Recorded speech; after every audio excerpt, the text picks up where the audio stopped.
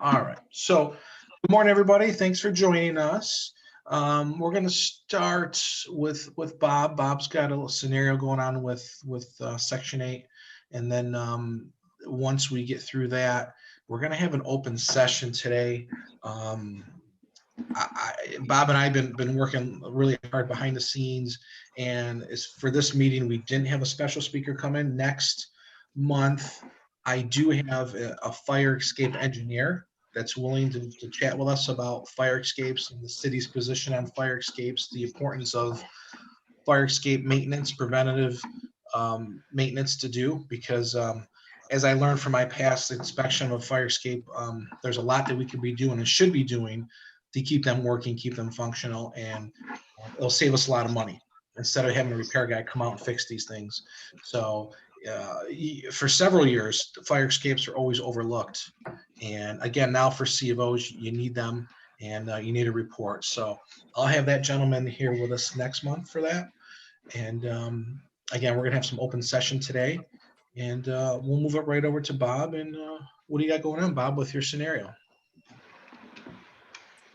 Well, got a lot of things going on, but if we want to if you want to start in on that Section 8 issue, Mark, are you okay with that? Yeah, sure, absolutely. Okay, so so very simply, I had two Section 8 tenants actually residing in like a side-by-side townhouse type situation, and ironically, both of them who have been okay with regards to rental payments, not perfect, but have just refused to let inspectors in. I don't know if they're trying to hide something. I don't think so, but for whatever reason, we've just not been able to get in there. This has now happened a couple of times. So what resulted was our payments were terminated, and then we were pretty much told, like, you know, you're going to have to pay a fine, and we're going to have to, you know, I guess try to jumpstart these things again. At which point I said to Angela, I'm going to reach out to Mark, because this just doesn't, you know, sound too kosher. Knowing Mark, I just really would like his guidance and advocacy through this. So from there, Mark, I guess, again, I was just trying to open this up to, if other landlords are in this scenario, you know, what should we do? And you know, excluding my scenario, Mark, are you seeing any other sort of common themes and threads occurring that maybe you can just, again, educate us on, and maybe give us some guidance as to how to navigate through the waters? Yeah, definitely, Robert. We're seeing this over and over again, this exact situation. I'm not sure if it is, you know, what's happening in current events. People feel that they don't need to allow inspectors in. They don't want to allow landlords in. Obviously, there is a family, you know, obligation to allow, with reasonable notice, allow people in the house. You know, it's part of the agreement. So my suggestion would be, obviously, if a landlord starts feeling this this crunch, cannot get the work done because of this, the sooner you call us, the sooner we can intervene. A housing specialist can contact the participant, explain the family obligation. That's the first thing to do before we get all the way to the end. Second of all, obviously, this is why I like coming to these meetings. I'm a resource for everybody out there. If there's something that's non-standard, call me, contact me, call our office. I'm always willing to get in there to find out what's going on. Obviously, we say it a million times, you guys are our partners. Without landlords, the program doesn't work. So it's in our best interest to try to resolve these issues with the least amount of bleeding, as I call it, for landlords. Utara, our landlord liaison, she's not on this meeting, but she also is working diligently to try to resolve these issues. Now, that being said, obviously HUD sets some standards that have to take place? Yes. Can we intervene and make some adjustments? Sure. That's what I'm trying to do with Bob here.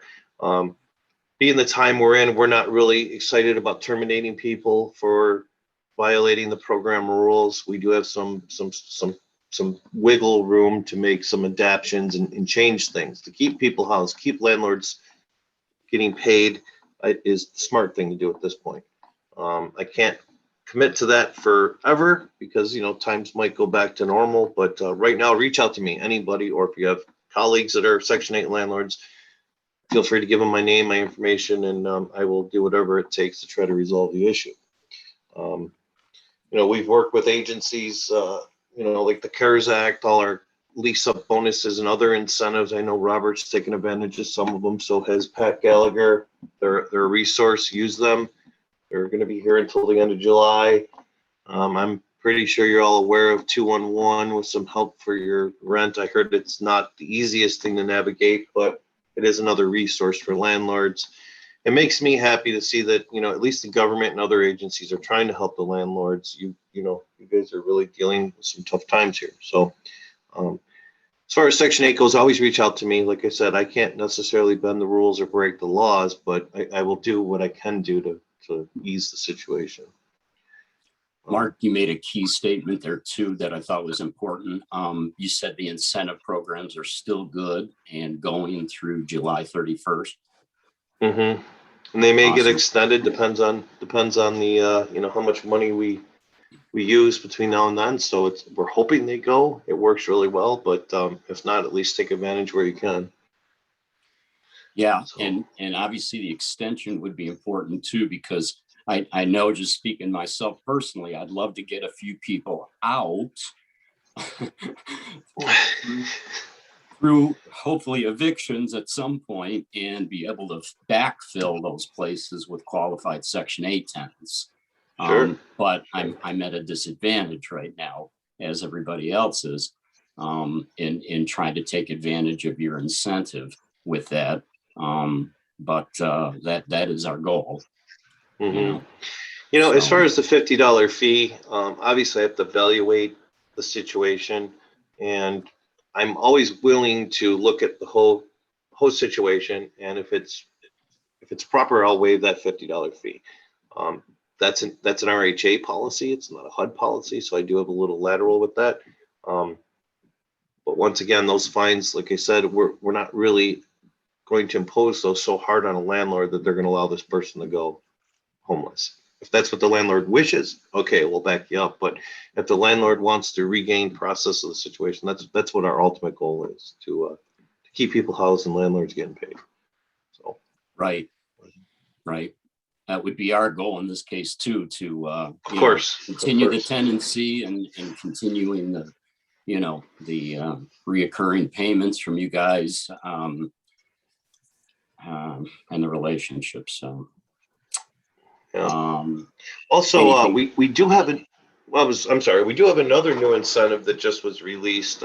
If you have any participants that are behind on their utility bill or they're shut off, we will release it publicly, but something to keep in mind. Obviously, not so bad in the summertime when the power goes off, but in the middle of winter, power goes off, all kinds of things can happen. Heat's not working, pipes freeze. And some people get embarrassed by the fact their power's off. They don't want to contact anybody. So we understand that, and we are offering money for that, which may go longer. Even if the other incentives do end in July, that may continue on. So keep an eye out for that. Utara, our landlord liaison, has permission to be into the Landlord Portal. She's going to be leaving stuff on that. So when you do enter the portal, you might see information, new things that are happening. We're also working really hard to try to get everyone's email address correct. We do like to put out a mass emailing. I'm pretty sure Gallagher and Napier, you guys, I'm sure, get that information. But we are working really hard. At some point, we're going to drive to capture all those email addresses. So you might see some changes on that, which we're excited about, because when something happens, for example, we had a situation where double checks went out. I don't know if you guys were affected by that. Was anybody affected by the 2 checks that went out? but a large number of checks go out, same check number, but a double check. And it was very confusing. Some landlords were like, what do I do with this? Some landlords deposited both of them. So by the time we could get it out the old way, a couple days went by. So by her having access to the Landlord Portal, we can get information to landlords sooner and quicker. So we're excited Hey, about Mark. that. So, Mark, just a quick question going back to Yeah. utilities. One of those termination tenants cranked up a $2,200 water bill. wow. Yeah. Is there any relief possible with respect to that situation at all? Looks like a one-time occurrence, but wow, that killed us. I mean, in terms of profit, for the year. You know what, Bob? This just came out yesterday. I see it right here. I have not read all the details. I can send this out to Ashley, is it? I'm sorry, and Amanda. I can send this out to her. Angela, I'm sorry. That's it okay. looks like it's a one-time. Okay, so there might be some other stipulations. It might be more of to get their utilities turned on. I'm gonna have to review it, Bob, and I'll send it out once we get it all hammered out. Okay. Hey, Bob. Well, that's a big water bill. Jeez. Yeah, the Felix Street will give you a one-time half off on excessive bill. Did you try that? I did. They told me I was only getting one waiver that was it forever. So I actually had another situation that occurred about 3 years ago. Big bill, the city did take care of it, but their response to me, Pat, was, nope, you got your one card done, one and done. So I don't know if there's anything else there I don't know about, or if others, but yeah. Yeah, I thought that was per property, one and done. Yeah, me too. But they said, no, it's just one under your company. I said, wow. I thought that was pretty harsh, actually, because I mean, water is such a profit center for the city. I mean, my gosh, a natural resource that obviously has cost to maintain it, but it's quite a profit center. And it gets raised every year. And even though they say they may be not hiking taxes on us, they're certainly hiking fees and making money hand over fist with water. But just my 2 cents there. Great. Any other questions for Mark? I just this is Brian Timmons, and for those who don't know me, I'm a realtor with Remax Realty Group, and probably 85-90% of our business is investment property. And just to give you a little insight into some of the relief programs that you have, tenants tend to let us in their properties. It could be because we usually come armed with a couple $10 gift cards that we give to the tenant to let us in and let us look around. But we're kind of your eyes and ears. They tend to let us in because they figure if someone new buys the house, they have a clean slate. All their past debt, rent they owe is gone. And when we get into property, we sit down and talk to them, and we find that, yeah, maybe the property manager sent them paperwork for the relief program to fill out. They haven't looked at it, or they try to look at it on their phone because they don't have a laptop. They have no way of printing it off to sign it. There's a lot of excuses, and some of them are valid. I mean, a lot of the wording, you and I know all the wording that's in those documents, but they don't. They look at the first few sentences and then it's confusing. They're not sure what to do. They need to get their 1099s together. They're not sure what that is. There's a lot of other information they need to gather up. And they're kind of confused by it. So I usually print a copy of that off and carry it with me, and I sit down and just talk to them about it. And I tell them, this is a good thing for you. You know, you can get some relief for the back rent. You're going to make your current landlord happy. Maybe they can get in here and start getting some repairs done.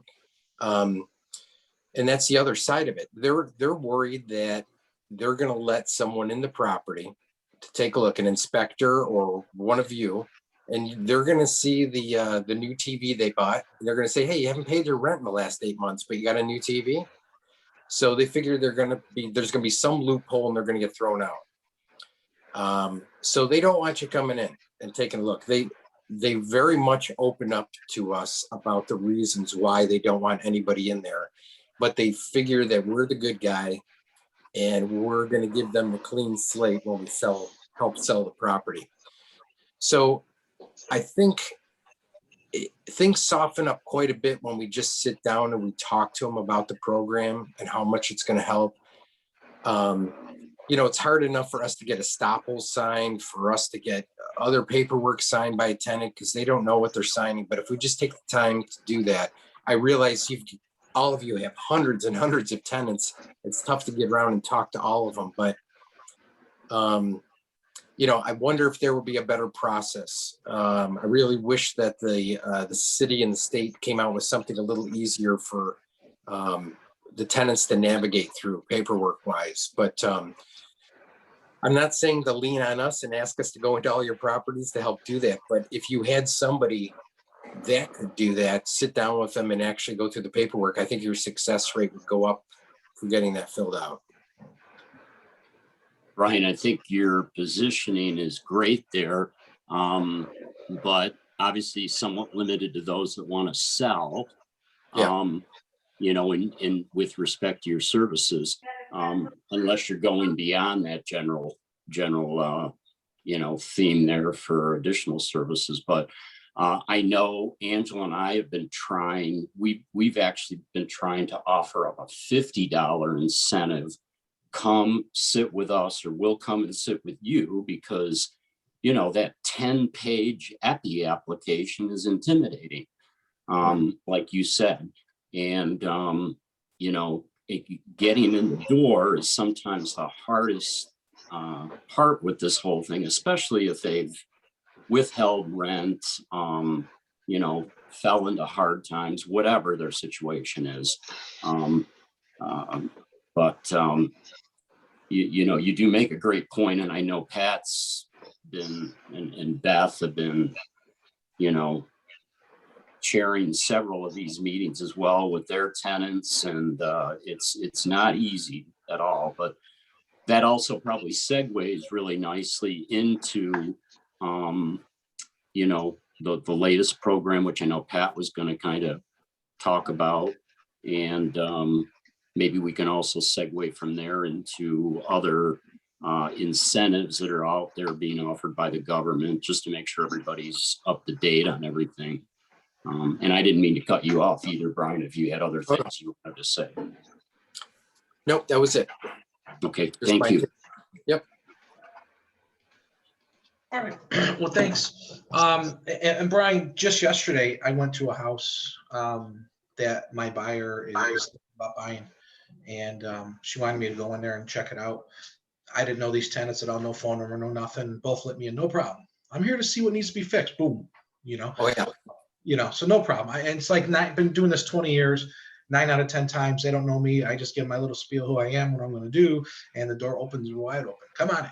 And there's the kids in front of the 80-inch TV playing their video games. But you know, I'm there to make things better at some point. So they have no problem pointing out what's going on. So with tenants, and Bob's got a difficult tenant, and for some of you other guys, I don't know if you have small portfolios or large portfolios, but it certainly goes a long, long, long way of your relations with your tenant.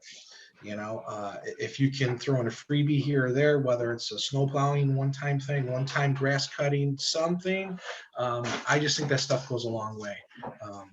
We definitely get a lot of cooperation and have very few issues, considering how many people we have.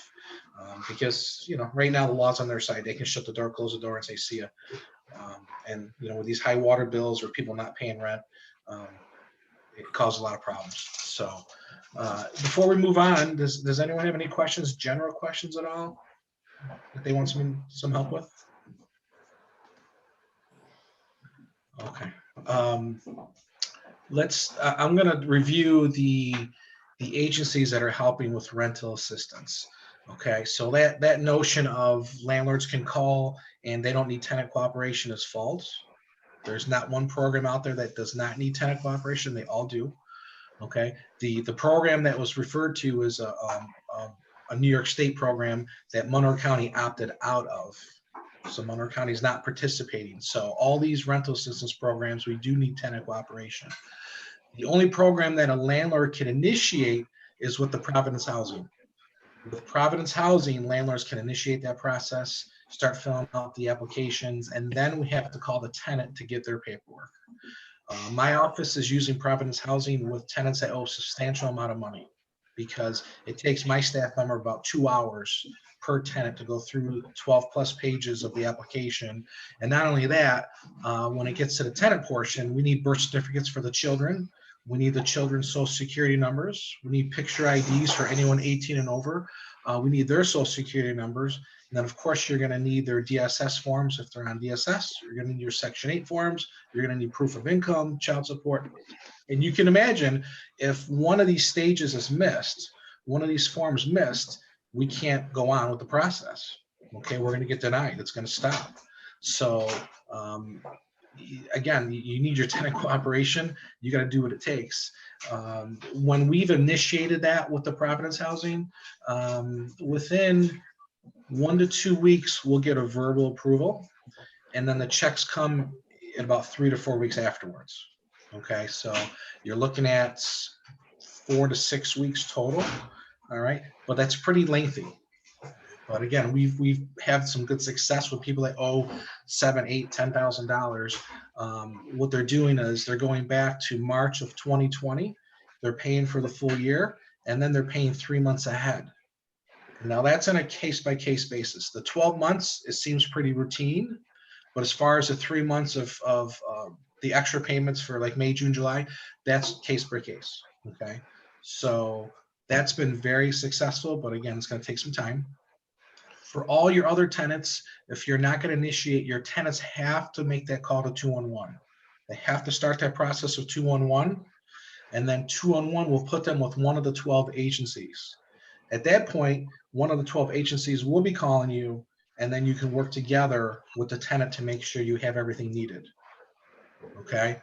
I know at this point, RAIN, which is now called Family Promise, I do not believe they're accepting any more applications. They're running out of money. Okay, so if you're currently in the Family Promise or RAIN, I think you're fine, but if not, you're going to be turned away. We've had good luck with the CFC, Baden Street, and the Charles Settlement House. Right, those are the agencies that are contacting us that we're working with, and again, you just have to be patient with the 4 to 6 weeks to wait for your money. But you do need quite a bit of tenant cooperation. So I'm really easy and careful with my tenants that owe a substantial amount of money because you don't want to burn any bridges when you do call them for these birth certificates and IDs and all this stuff. Okay. Today at 2 o'clock, Jamie Kane's having a call, and if it's still a go, there's been some recent cancellations with her, but if it's still a go, she's going to talk more about this, why Monroe County opted out. Okay, part of the reason is locally we got our money earlier here, sooner than New York State, and there's more to it than that. But she's going to talk about that because the negative thing is there was a program where we as landlords could get money for people who have already moved out and owe us a lot of money. Right now, with the current programs, those people who have moved out and owe a substantial balance, we can't recover that. We can't collect that. Okay. However, if Monroe County opted into the program in New York State, we would have been eligible for that. So I think Jamie's going to discuss that more and kind of clarify that for us. But that's a roundabout way with these assistance programs. I literally have a full-time person at the office. That's all she does is making late calls, late payments, and then she's directing people to 211, and then others with the high balances. She is calling Providence Housing, and then we're sending people out there at times to get these documents. Other times the tenants are emailing them back, but you do what you do what it takes. Part of this is that the tenant has to sign on like 5 different pages of the 12-page application. So contrary to what they're saying, you don't need a tenant at all. You do, okay? And they have to sign. We're sending our maintenance guys out there at times to get a signature. The tenant also has to give approval for this. All right. So again, just be patient, but the agencies are out there. They are helping you. Hey, Pat, another good resource is the Housing Council. If you're really stuck, there might be programs that are coming out that haven't been publicly released. Housing Council hotline is a good resource as well. I don't know if you ever dealt with them. They're really yeah. But I've never really gotten anything outside of what we're already aware of. So that's interesting to know, Mark. If there's other resources there that maybe aren't so public or maybe don't have much funding, but they may have, some different leads on things. They may be handling certain, other organizations that have funding that came from another area. So we always like to mention them. They're a good resource. They're here for the community as well as a whole. So just another thought. Didn't mean to interrupt you, Bob or Rob. Yeah. So just another thought. Yeah. No, especially for newer landlords that, obviously you guys are pretty seasoned, but there's a lot of newer guys. Much resource they can get, the better, I'd imagine. Right. No, Pat, do you know of any resources for commercial tenants at all? I don't. I don't think any exist, other than going to the possibility of the SBA programs. Just curious with that, because I've got some couple troubled commercial tenants that trying to find some relief for. I would assume the commercial tenants are in some sort of business owners. I would maybe that they're not getting assistance because they were eligible for the PPP or the SBA loans. In these cases, neither of them have employees, so not for the PPP. Although maybe with this new independent contractor proviso, that might be something to go down that route for. But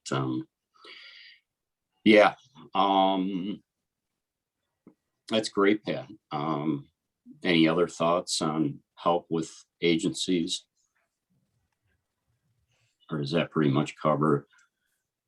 Yeah, I just talked to Joanne in her office, and Joanne's running this, and I said, give me the down low. So she did, and the 12 agencies, it's kind of funny because we only really deal with 4 or 5, but it's pretty much Providence Housing, which I know in the chat, I don't have a number for Providence Housing. You're gonna have to look that up.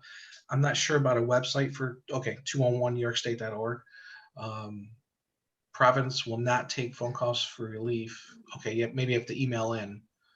Okay, but I know, again, as far as landlords initiating it, Providence Housing is the place to go. And then your tenants will call 211 and be directed from there. So it seems like the process is working, but again, it's just slow. And I think the helpful thing is when you take your tenants to begin with, make sure you have as much information as possible, Social Security, and maybe we should make copies of birth certificates from the start, right? So if we're in the situation 6 months later, we have that on hand. I think that might be a good idea. But that's what we have right now, and maybe the housing council can help. I'm just not aware of any, but I'm not aware if the city has any programs. I don't think so. But this is what we have for right now, and my understanding is supposed to go throughout to the end of the year. I don't know if it's going to be extended into 2022. I'm not sure, but that's what I have. And of course, with these things that they change, right? They change monthly. So, Hey, Pat. Mhm. I'm going through this application with a few tenants of mine, and there's some confusion about like the last 2 pages of the application. There's an affidavit of zero income, which pretty much negates everything they're saying throughout the application. You know, if they are collecting unemployment or any kind of wages or Social Security income, they want them to sign this, or is that an option? I don't know. I don't know if you have it in front of you or not, but I'm not sure on that, Greg. But Greg or Glenn, I'm sorry, Glenn. Glenn, Yeah. if you give me your phone number or send me an email, I'll have Joanne contact you directly. okay. She can Yeah, help you. I appreciate that. Okay. Okay. It's yeah. 259-9251. Okay. 925. Okay. Yeah, when we get done, I'll have her give you a buzz. Okay. Okay, yeah, I appreciate it. Thanks. Sure. Okay. That's all I have. Yeah. Anyone else? So- Any ideas how this is working or nothing? So Pat, we could move to, I guess, the business platform in terms of, relief that's out there. If that's a good segue next. And again, some of this may have been reiterated on and commonplace, I guess, for many different people, but of course, there's the second round of PPP. If you haven't taken advantage of that, and the funding, as I understand it, is actually running low on that. So you really need to get those applications in as businesses if you haven't done so already. Again, the big criteria there is you've got to be 25% down in terms of revenue than you were with an identical quarter in 2019. So between 2019, 2020, let's say example Q1, your revenue needs to be down at least 25% in order to qualify for the PPP. And again, it does go by quarter. In my particular case, I qualified for 1 quarter. Pat, I think you had qualified for others, if I wasn't mistaken, but just wanted to reiterate that's out there. Pat, you mentioned something about the city, and this may be still out there or not. I'm not sure, but I can tell you that I worked with a guy named Thad Schofield who's part of the city economic development. And he was part of like a disaster recovery type loan operation. So we were able to get up to $8,000 that we had qualified for with them. And that came like with 2 grants last year, one for 2,000, another one for 3,000, and then another one this year for an additional 3,000. Again, they wanted us to prove loss. They wanted us to actually send them bills that we were having, challenge with paying. I sent him my insurance bill for Independence, which was $4,000, and he was good with that. Gave me 3,000 because of the hardship. So that might be something people might want to look into. It hasn't been very well publicized. And again, I don't know if funds have run out with that, but it is a possibility. We've also been trying to get his attention for some of these commercial tenants of mine as well, too. Another program that's been out there again, which people I'm sure are aware of, but maybe not so much of some of the different reiterations this thing has gone through, is the EIDL program, the economic disaster loan. This started off as basically employee headcount related. If you had, and it maxed out at 10 employees for $10,000. I have one employee. I was able to get $1,000 from this program last year. Then they opened up the floodgates more, and they said to guys like myself with employees, or Pat and others on the call here, well, we'll give you the opportunity to get up to $10,000 from this program if you have had a 30% loss in revenue. So I applied for it, but I didn't have overall a 30% loss. I had one quarter that was probably 35% of a loss, but then I had subsequent quarters that were less than that. So the overall just came under 30%, and I didn't qualify for that. But if others of you have those types of numbers and statistics that can prove that, there's up to $10,000 of free assistance for your business available. The other flavor of the EIDL, now those were the forgivable grants, the free money, so to speak. The other flavor of EIDL has been in the form of a loan. So we applied for that back in 2020 at the advice of our accountant. We kept trying, got nothing. The accountant said, apply again. So we did. This probably goes back to the fall of last year. We applied, and about February of this year, we went in and we did our tax return with the accountant. He said, I want you to apply again.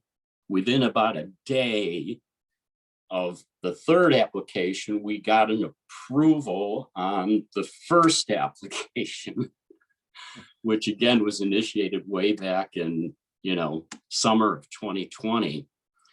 And it came back for kind of an obscure amount, but nonetheless, it wasn't a bad thing. But the approval amount that it came back for was $22,700, which was going to be a loan that I was going to have to pay back in 10 years at a 3.75% interest rate. So relatively cheap money, not a lot of strings attached, fees, all that junk. And then I don't have to start paying on it for another year. So I get that approval for 22.7. And again, I share all this just to say that just to kind of keep knocking on the door if this is something that you're interested in. After we had that meeting with my accountant, he said, Bob, I want you to apply for the maximum amount of that loan, which is $150,000. Why? And the justification was because our losses for last year were somewhere in the range of about 115, 120,000 plus what we were currently losing on Q1 of like this year with regards to revenue. So we said, okay, we'll give it another shot. We'll apply for the 150. 2 months later, that finally came back, and they said, no, we're not going to give you that, but we want you to we want to reconsider your first loan at the approval of the 22.7 with additional documentation, with updates, yada, yada, et cetera. So we did that again at the advice of the accountant. He said, hang in there, you know, something's going to come out of this, and you probably will get a little more money, but probably won't get the full amount of money. So just yesterday, it came back and said, we're now going to give you $46,700. Again, same term, same rate, you know, 3.75% for 10 years. So again, I say all that just to say that you know, for those of you that have suffered some hardship, it may be worth going after that EIDL loan. I've been positioning my business such that I've been really trying to pay down and pay off debt during the pandemic. But the way Sue and I have been seeing this is that, you know, if nothing else, this is something that, you know, might just sit in capital reserves for the time being because of, you know, just the uncertainty still that we feel, you know, with Q2, Q3 for the, you know, for the rest of this year. And again, the courts not being open, et cetera. So again, long summary, short, that idle has a loan provision off of it. It's pretty cheap money. If you're in need of it, you can prove the hardship. You can probably ultimately get it. It is well funded, but it may be quite a process, like I just sort of explained to you that I went through with that. Hey, Bob. Yeah. Once you hit above 25,000 with the EIDL, don't they require collateral, business assets and stuff to be signed over? Well, I'm waiting on the final paperwork, Andy. I heard that the number was a lot higher than that. I heard that the number was, you know, like 100 or 150 that you were going to be pledging that. But I guess I'll have to let you know on that because I'm still waiting on the paperwork. I've also been on a lot of webinars with SBA guys too. So if people are out there looking for loans, you know, there's a lot of flavors of SBA loans out there now. You know, the popular ones that have been the traditional ones have been like the 504 and the 7As. But now they've got, you know, some of these other ones that are supposedly, you know, smaller denominations of money, supposedly be able to get in and get them faster. What I think the key thing there is trying to find and connect with a lender that's really SBA friendly and centric. But again, for small business people like we are on the phone here, there is money out there, and I would not give up. I would not give up even if your business suffered, you know, a lot of hardship from this past year, as long as you can prove that, you know, you're still hanging in the game. You had some setbacks, you had some things that were just totally out of your control, and you're committed to a brighter future. So just a couple other thoughts, and then I'll turn it back over to Pat again. The SBA also recently has announced finally, and these are finally going now and being funded for these folks, which I feel really bad about. But one is the SVOG, the Shattered Venue Grant, which would have been for, you know, operators like, in particular, those involved with the arts. So like your Jivas, your RPOs, maybe your stadiums and you know, things of that nature. And then there's the Restaurant Revitalization Grant. So restaurants are finally getting needed relief from you know, what they've suffered. And I mean, I know we've been battered hard as landlords, but boy, some of, you know, the restaurants and some of these other places, and being an entertainer and involved in music and, you know, been kind of playing semi-professionally for a lot of years. these other places have gotten hammered, like, you know, total shutdown, total nothing coming in the door. So in one sense, in one respect, it you know, I'm grateful for, even though I know our business has suffered greatly, there's other businesses that have suffered way worse than we have, folks. So keep your chin up, hang in there. But those have been just introduced by the SBA. So if anybody is currently housing, you know, a tenant that may be operating in that space at all, there may be some relief there from the SBA. And final thing I just wanted to mention is I have also become a SCORE volunteer, and have been kind of enjoying the experience with that, and especially the education. But that's something that's available to everyone on this call for free mentorship with your business, or to become a volunteer as well too. And you can simply go to the SCORE website, which is just score.org. I'll put that in the chat. And they are always looking for folks like ourselves, because many businesses don't know how to navigate through like leases. They don't know anything about buying buildings. They don't know anything about, you know, property management, independent contractors. I mean, there's just tons of things that we do every day and we take for granted that the rest of the world like is clueless about. They don't know anything about, and they would welcome our knowledge. So if you feel the inclination to want to give back, that you know, check that out. I put it in the chat at score.org. And final thought before turning it back over to Pat is I've been listening a little bit this week to a webinar on from Tony Robbins. It says, own your own future.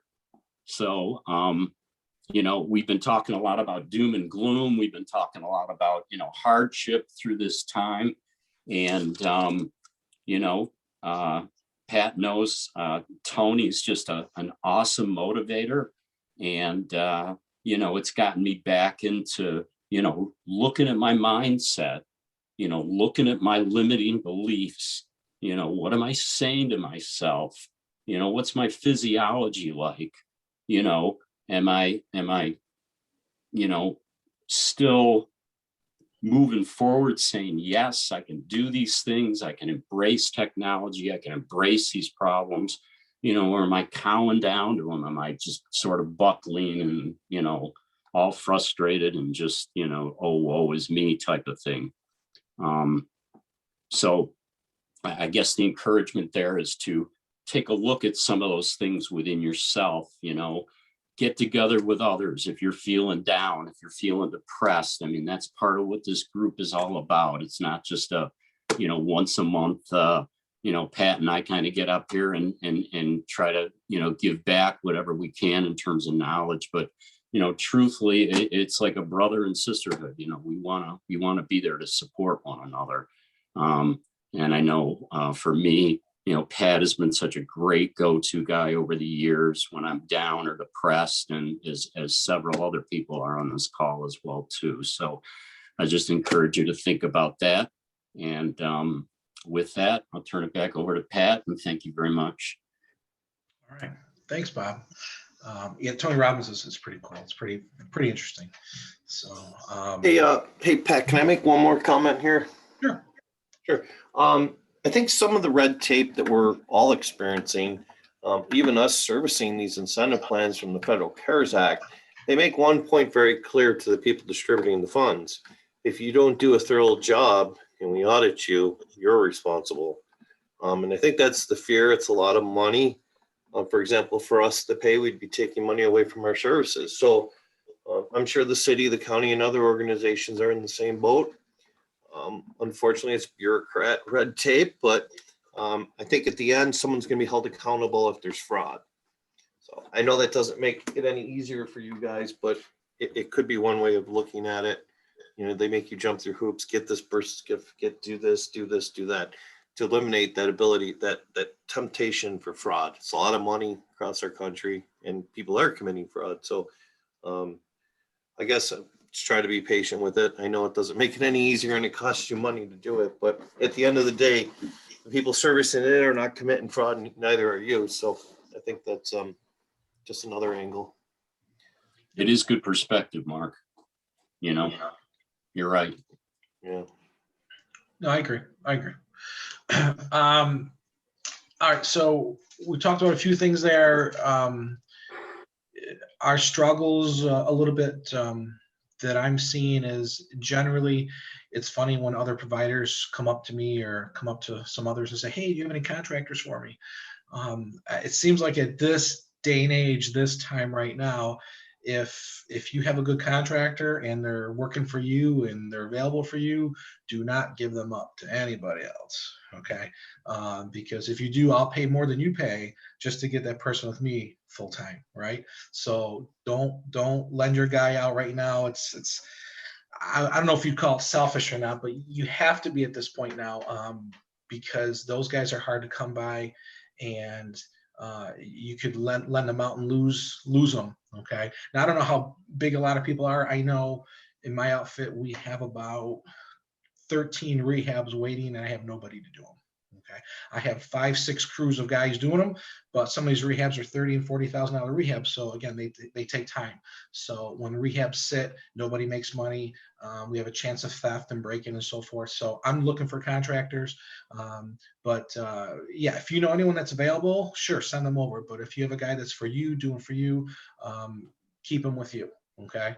Hey, Pat, yeah, that Luttrell Williams that has actually been a SCORE mentor. He's really trying to get a property management company off the ground, like, and do it right, like you do it. I don't know if, you know, you'd be able to reach out to him and just, you know, see if there's any connection there.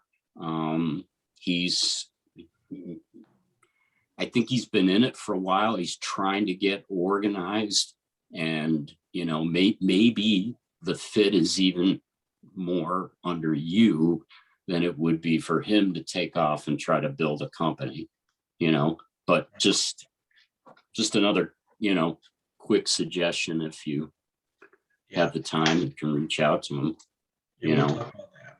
Yeah. We'll talk about that. Yeah. Cool. I mean, as a property manager, you need your broker's license. I mean, that's the first thing. If you're going to do this full time, get your broker's license, right? It's about doing things right. But getting into materials, and Andy, I know you know a lot about this with what you do, but I got an email from B&L Wholesale, and they sent this nice email about vinyl siding going up 15 to 18%. And in general, with all materials, as we know, transportation costs are up, the raw material shortage, okay, because the demand is so high. So demand is outpacing production. Prices are going up. We have more delays. Lumber, plywood. The email said that OSB 7/16 OSB could go up to $70 a sheet in the coming months. $70 a sheet. 70? $12. Yes. So I bought a couple hundred sheets a few months ago, and I just bought another 70 after I heard about this yesterday. You know, I'm getting it for like $40 a sheet, which is outrageous. But the thought of it going up to $70 a sheet, and some of my roofs take 30, 40 sheets alone. So, I mean, then I got to store it. But gosh, yeah, they're predicting $70 a sheet for 1/2-inch CDX and OSB. So windows are up 6%. I know I get my hot water tanks from I don't go to Depot or Lowe's for hot water tanks. And my water tanks, I order about 75 a year, 80 a year maybe, and $75 per tank. It just went up per tank. I use Bradford Whites. So Andy, I kind of wanted your thoughts as far as some of us, I do a lot of volume. What should we stack up with now? What's your thoughts on that? Your best guess, I guess. So right now, just talking to people on the National Association of Home Builders, lumber is not going to see any relief this year. It's Wow. going to go through at least Q4. And the reason is, there's two reasons. One is that they're having obviously problems getting production ramped up. All of these mills have been running at a 20 to 30% labor shortage for 5 or 6 years. And now they're paying more to stay home than they are to go to work. And most lumber production is seasonal. They log in the summer, the spring and summer, and when it starts snowing, they stop logging. So production stops and they furlough every worker that they have. So that happened last year. They sold through their stockpile, and now they can't build a stockpile because demand is so high. So there is no relief. There will be no stockpile this year either. And they can't get trucks under it when they do. So similar to what we're hearing about, oh, the gas pipeline down south and the fuel lines and all that stuff, it's all related to nobody wants to drive a truck because they make more money to stay home than they do to get on the road. So two major issues. The trucking affects everything for building materials, period, right now. There's nothing you're going to do. It's everything for every product, honestly. I mean, there's no container shortage from anywhere. There's thousands of containers. There is no shortage. The problem is that they're all full because they can't get them unloaded and put them onto a truck to move them across the country. So they're saying it's costing all this extra money to get stuff back and forth from China, blah, blah, blah. All that's true, but it's because they actually have to build new containers, and steel has doubled in price, tripled in price almost. So, and then they just sit there and they collect dust. So long-term, companies don't want to do that because then there's going to be too many containers. And then what are they going to do with them? Copper's gone through the roof. It's going to continue to go through the roof. Aluminum is starting to spike. You're going to see increases. There's already shortages in concrete and gravel, partially from not being able to get some of the admixture ingredients. The chemicals that go into bleach are disappearing. So if you're going to if you use bleach when you're cleaning out some of these basements to kill mold and all that kind of stuff, stock up on bleach because they had a chemical fire, they had a plant fire, and they lost the ability to make half the chemicals they need to make your standard gallons of bleach. So that's going to go on restricted supply. There's a ton of increases like the vinyl siding and the windows and even roofing, all of that stuff. If you see the price of a barrel of oil go up, all of those follow suit, right? There's never once been an increase in the cost of a barrel of oil that hasn't increased your vinyl siding, your roofing, and your vinyl windows. That's been the way it is forever. And back when it was $100, $120 a barrel 10 years ago, I mean, we were paying $90 to $110 a square for shingles. Expect that to come back. That's going to be reality. Oil is not going to get cheaper again for a while. And not that you can really like stockpile everything, but if you have warehouse space, this is the time to do it because they're going to continue to have supply disruptions simply based around the fact that they can't get trucks under product. Even if the product is readily available and the price is not insane, they're going to have problems getting it where it needs to go. So drywall mud should be fine now. I think they've settled that and product has started rolling in. So expect to see that kind of level off. Same thing with spray foam and foam board and that kind of stuff. But really, it can't hurt to just buy in bulk because stuff is just going to keep getting more expensive. They're going to have to bring people back to work at this point, since there's no end in sight to the government programs. They're going to have to pay them more. Well, they're not going to eat it. They're not going to make less money. So guess what that means? All your stuff's going to get more expensive. So if you can afford and you have the space to stockpile what you think you're going to need for, 3 to 6 months, it's probably not a bad idea to do so, unfortunately. Andy, does that also apply to like our day-to-day stuff that we use as providers, like locks, smoke detectors, all those little knick-knacky stuff? It hasn't started impacting it yet. You will see anything with plastic or circuitry go up because the shortage is an international one. It's mostly affecting big electronics right now, like TVs and computers and cars and trucks and that kind of thing. I think before this is all figured out, it will trickle down to that type of thing. I've heard people having issues getting smoke detectors from time to time, depending on the brand, but it's usually like a couple weeks. It's not like, oh my God, I can't get these for 6 months type of thing. So there are minor disruptions.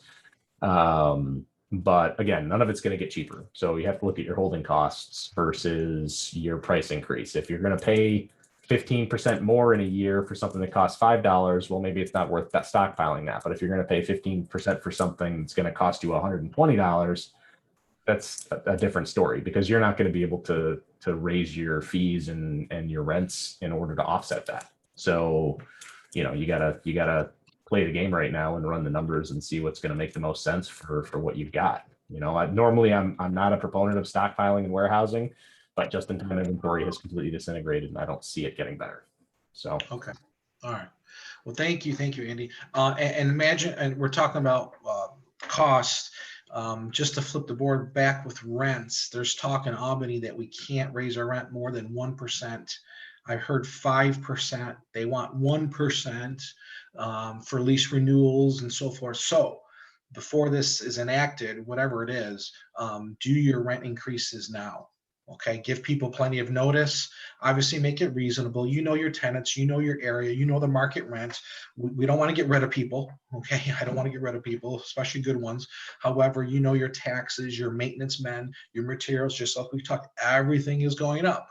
And most all reasonable tenants understand, hey, it's the part of the game. Okay, you have to pay a little bit more.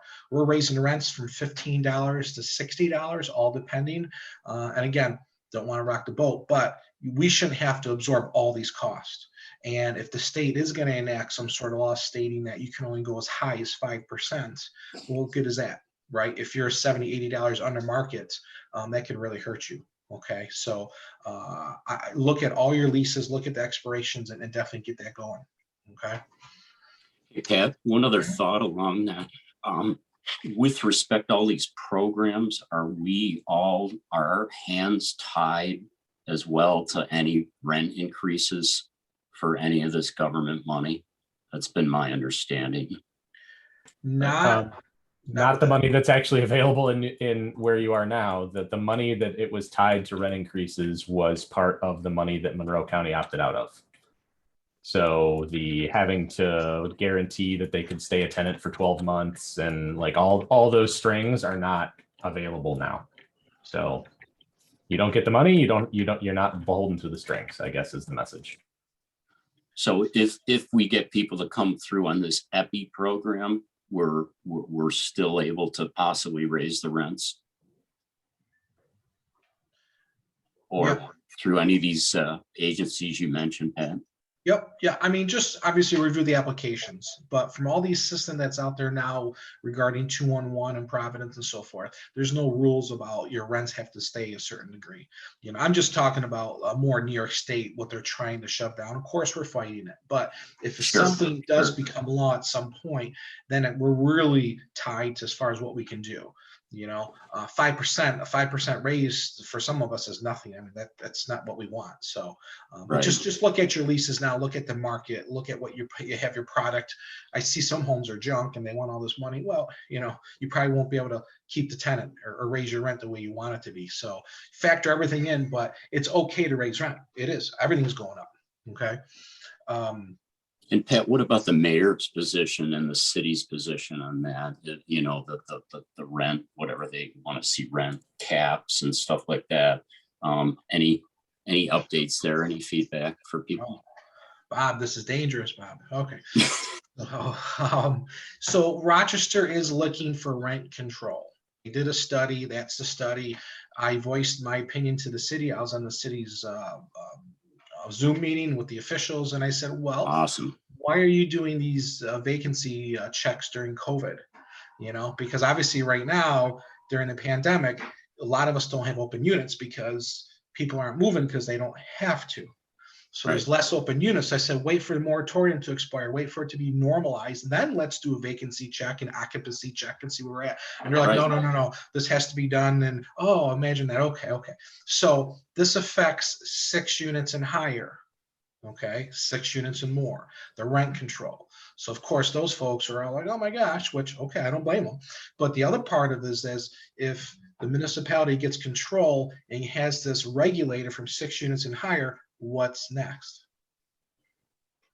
Us little guys, right? So so those surveys went out, and there's a big, to do on that, and if people aren't paying, hey, that's a vacancy. I don't know how people answered those surveys, but the city was pushing this pretty hard. So as far as the mayor's stance and so forth, mayor a few years ago, I think, Bob, you remember, maybe 3-4 years ago, we need you landlords, we want to work together, we're in this together, right? Because the government cannot provide housing that we provide. They just cannot do it.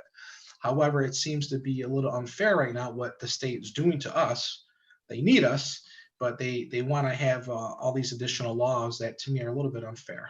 Obviously the tenants need protections and so forth. I'm all about that. But I have researched other states, 10 to 15 other states, and we are nowhere near what other states are at. Okay. I mean, we're not even close. Us in California, in my opinion, are kind of alone. And then the rest of the rest of the country is more common sense and stuff like that. Okay. So much less rules, 3-day notice, you're out in 4 weeks. I mean, none of this nonsense, so some states have it where landlords don't have to give notice. They can go in whenever they want. I mean, I wouldn't do that, but it just goes to show you the differences with the policies here. So just look at your procedures, look at your policies. I mean, in light of all this, and for myself speaking, I'm heavy in C minus areas. I have a 93% collection rate right now in C minus areas, D areas, and that 93% takes me 90 days to get it. I'm at 80% at the end of the month. Yes, rent's due by the 5th. At the end of the month, we're at 80%, and at the end of 90 days, we're at 93%. Patience, tolerance. I'm not in A areas. You talk to your friends that are in A and B areas, and they're close to 100%. The pandemic hasn't affected them. So it's the folks that are a little bit challenged, a little bit uneasy, and life can be a little bit of a turmoil for them. And as we invest in those areas, it's all about the relationships. And I'm pretty happy at 93%. Sure, I wish it was more, but that's outstanding. Yeah, I'm pretty happy about that. That's But great. I think we're always making changes to our application process. We're making changes to our intake process. We don't show empty units unless you've been approved. And the sad part of that is we're denying 8 to 9 applicants out of every 10, which is not good, But if you stick somebody in there that's not going to make it, I mean, they could sit there for, obviously, as you know, a year with not paying rent. So nobody wants to have vacant units, but you have to qualify. You have to qualify. So make sure your application process is really strict. It's consistent. And since you can't take double and triple security deposits for someone who can be a challenge, you might want to say, I can't rent to you. You're denied. Okay, so that's the negative. Back in the old days, if somebody wanted a second or third chance, you give them a second or third chance. Give me a 3-time security deposit. They'd be willing to give it to you too. No problem, because they understand that they've have a bad past. Now it's gone. So I know some providers that are still taking 2 and 3 security deposits. Hey, fine, right? Do what you got to do, because something come up later and get you, yeah. But I mean, we run our businesses, so my main thing is stay consistent. Okay, I can't tell you how many times that we've been recorded, videoed. So I could care less, to be honest with you, because we're consistent. I mean, it's kind of sad in one respect, but and I got to say, the last 6 months, the people that we have placed, it's 100% paying rent, 100%. Okay, so it is tough. It's taking more resources. It's taking more time. Owners around 2 or 3 months of a vacancy. I just can't put someone who's not suitable or less than suitable in that place. Okay, and that's the problem with some of the smaller landlords where we have jobs. You kind of let that go because the first impression's great, everything's good. They got their first month in security, and then what happens on month 2, month 3? The honeymoon's over. So you have to be very careful at that. All right, but it is. I'm sorry to interrupt you, Pat. I just wanted to bounce off something you said. Yes. You mentioned you have a bunch of units that you don't have the manpower to get to. The cost of materials going up. All these dead ends are hurting you to get properties together. we're experiencing it here as well. And you probably are the exact reason why, not you yourself, but other people experiencing the same problems. Our utilization's down 10%. We've never been below 90 ever as a housing authority. There's not enough housing for participants. Some people are choosing not to even go on the program as the list is being depleted because there's no expense out of their pocket to stay somewhere currently. Or if they go on the program, they might have to pay $300, and then there's going to be consequences to that.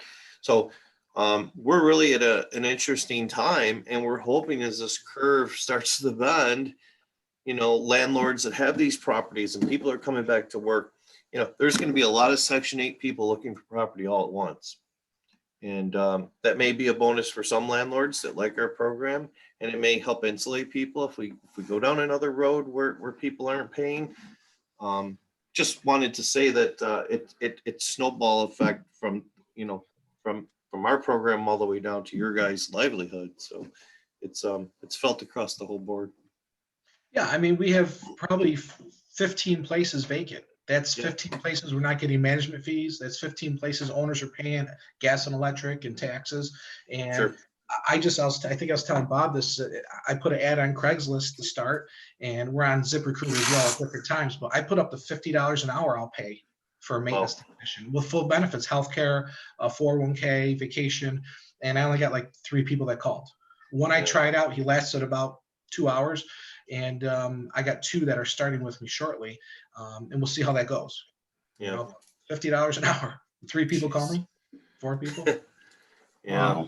I mean, Monday through Friday, no overtime if you don't want it, no out of town travel, no weekends if you don't want it. Like, how more can I make it? Use a company truck? Yeah. I don't know. So I was telling Bob, I said, at the end of the day, I might have to jump on a rehab myself and get back into this trade, but that'll be 8 at night. Start the rehab at 8 at night, you know? But yeah, it's too bad. Places are vacant and we just can't get it fixed. Timely, I should say. So. Matter of fact, that's affecting my personal flips. I'm still getting wholesale deals and so forth. And now I'm turning some away because it's going to sit for 4 months before I can fix it. So if you got a good guy, keep that good guy. If you know of other good guys, hey, and if they need work for some reason, send them over. You know, I'd be happy to pay a fee for that or something, whatever, to make it work.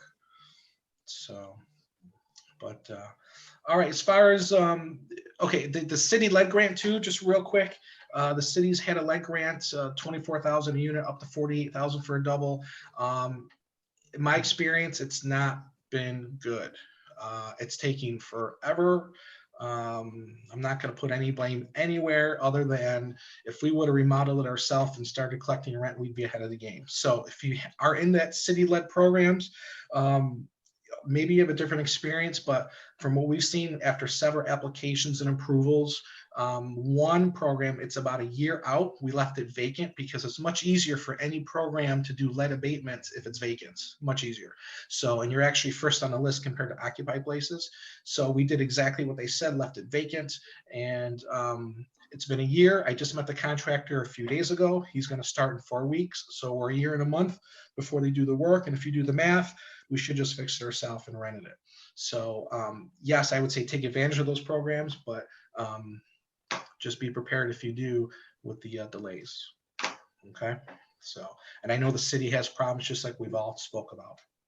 We're not immune to it. Everybody has some issues. So it's just been a little bit of a depressor for us because we did everything right. And then it's just been delayed, paperwork, notarized, wrong packet, this packet. Okay. It's just been that. So what else? And what about contractors in that space too, Pat? Are they suffering? Like, Oh, do they yeah. have enough The there? one guy for the city that came in, the guy can do everything. He's got a crew. He told me he's hiring the first guy that shows up to the interview. I go, what? He goes, yep. If you show up, you get a job. I go, oh my gosh, are you serious? He goes, yeah.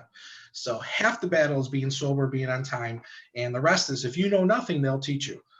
But it's bad. I have another friend that's got a business in Albany. He had 2 confirmed interviews. He takes the train down there. They don't show up. Okay. He said the same thing. If someone shows up, I'm going to hire him. So, but yeah, it's getting bad. So, But all right, I know we're 10:15. I know we got a full work day ahead of everybody. But we did cover the rental assistance. And again, if anyone needs help with the rental assistance, feel free to send me an email. I'd be happy to have one of my staff members give you a hand in that. We talked about materials. Andy, thank you for your input about the materials. So you might want to stockpile a few things, especially if you have some roofs coming up or lumber related. And then we talked about some loan opportunities. So thank you about that, Bob. I appreciate that. And then we talked about your application process, your rents, go over that. Okay, now's the time to give some notice for some increases if it's justified, because next year you might not be, you might be a little tied to what you can do with rent increases. So I suggest to do them now.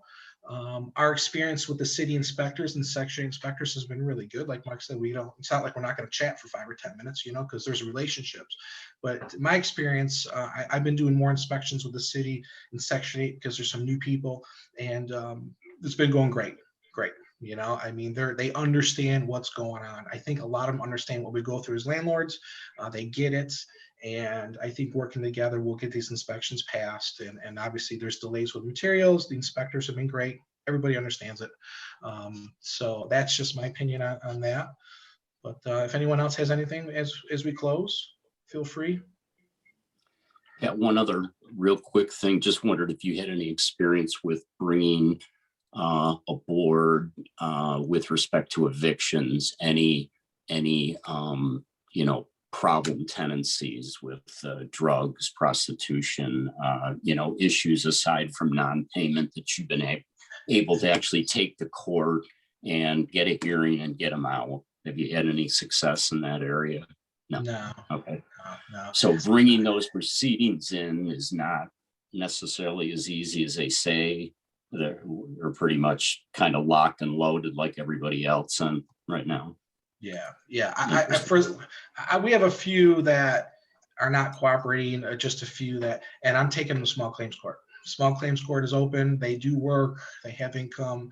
And a lot of this, we're still evicting people. We're not evicting people, but we're still taking people to eviction court now because it seems like it lights the fire and they get served those notices. They are going to court, even though it gets adjourned, but now they're suddenly cooperating with the rental assistance programs. So you have to spend a few $100s for that, but that's what, so even though you can't evict them, they're still getting notices. They're like, oh my gosh. And then they'll call 211 and get going. For some other folks that could care less, I have a handful. I'm personally taking all of them to small claims court myself without an attorney. And I just want that judgment there. Boiling Code's been great with judgments. And that too, I'd be happy on a $2,000 balance. If my tenant says, I'll give you $1,300, make it go away, fine. Go on to the next person. But it's a $15 or I think it's a $35 filing fee. So now with the small claims court thing, remember you have to do a 10-day regular snail mail notice. It has to be a 10-day demand letter. And after that expires and they don't pay you, then you have to go to court at small claims, get things notarized in front of them, and then you can file. So there's a little bit of a process there. Make sure you go to small claims court. You'll get the packet that can help you with that process. But I'm going to take the time. Some of those are my personal properties and some other properties. People that are working, they just don't want to pay. I've offered them deals. They're like, forget you. I'm like, okay. So we'll do small claims. I know where they, plus their current tenants, because you have to know where they live, right? So don't wait until they leave at some point. So my current tenants, I'm not doing the eviction court thing. Okay, I'll do a small claims court thing. So you can't do both at once. So I can do small claims court for 5 months, and then I can do eviction court for the other 5 months. So I'm going pretty quick on that, but you can't double dip. So depending who it is, if they're not going to do the 211, they're not going to do anything like that. We'll do that. We'll take them to eviction court, and that. Say if they're not going to cooperate, they don't care. Well, of course we can't get them out. So then I'll go the small claims route, because they do work. Okay, so and will you do that, Pat, if they owe more than $5,000, or will you just kind of if they owe more than $5,000, so if they owe up to like a year and they're not cooperating with trying to get on any of the programs, will you take them to small claims? Yep. Even if they owe $8,000, you sue for $5,000, it's something. Yeah, sure you can go to larger court, but I think there's more involved at the Supreme Court or something. It's more involved. So yeah, what about Monroe County? Will they take on more? Or? I heard they're deferring it back to the city, but Okay. Same too, maybe at the next meeting or the meeting after is when I finally get in the small claims court. I've been there a handful of times recently with a problem tenant. So it's pretty interesting, what I've learned. Maybe you can talk about that next time as a Yeah. couple Yeah. case studies. It's just funny, it's just funny. So again, keeping good notes and so forth is going to keep you ahead and you're going to win.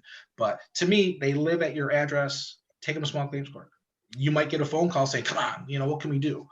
And that's all you want, that's all you want. So I'll make a deal, so I just don't want them to be off the hook without paying a dime. They should pay something. So and I'll let you know. Yeah, the next meeting or two after I get through the process and go to court, I'll let you know for sure. Cool. Thank you.